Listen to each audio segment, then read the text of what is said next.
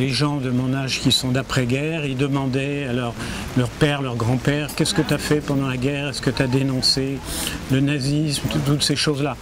Ben, nous, on a aussi des responsabilités. Et si demain nos petits-enfants nous disent pourquoi tu nous as laissé une terre polluée, qu'est-ce qu'on va leur dire? Do you feel it in the sunshine? Do you feel it in the rain? Do you feel it in your bones when it fills you up?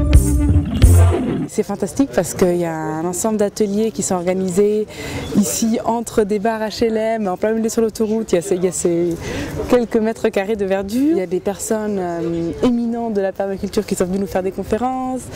Il y a les ateliers animaux, enfin bon, on apprend plein de choses. Je vous présente ici un four solaire. C'est le modèle DATS ou DATS, très facile d'en trouver les plans sur internet, facile de construction et performant puisque je peux attester qu'il permet de faire chauffer de l'eau pour faire un café assez rapidement en région parisienne au mois de septembre sans aucun problème. Il faut quand même que le soleil ait une certaine hauteur parce qu'une hauteur ça donne une puissance. Parce qu'en fait quand il est très en biais, il traverse énormément d'atmosphère. Vous savez bien que le soleil couchant, juste avant de se coucher, il chauffe rien. Donc si le soleil arrive trop penché sur votre verre, vous allez perdre énormément d'énergie.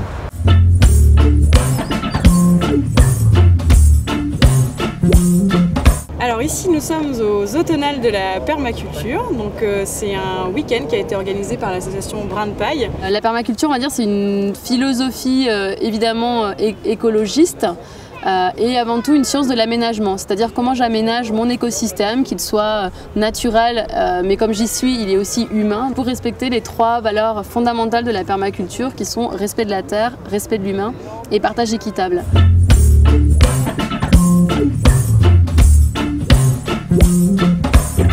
Alors là, je suis en train de faire un nettoyant multi-usage. Je vous mets à disposition le matériel, les produits, les recettes, vous pouvez me poser des questions. Il faut du bicarbonate de soude, de l'eau chaude, vinaigre blanc et des huiles essentielles.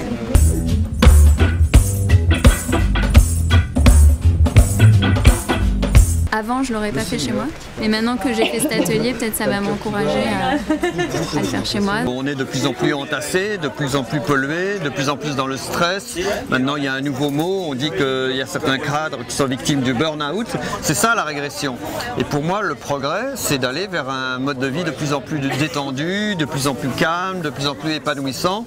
Donc, il faut aller vers l'amélioration du mode de vie humain, vers l'épanouissement.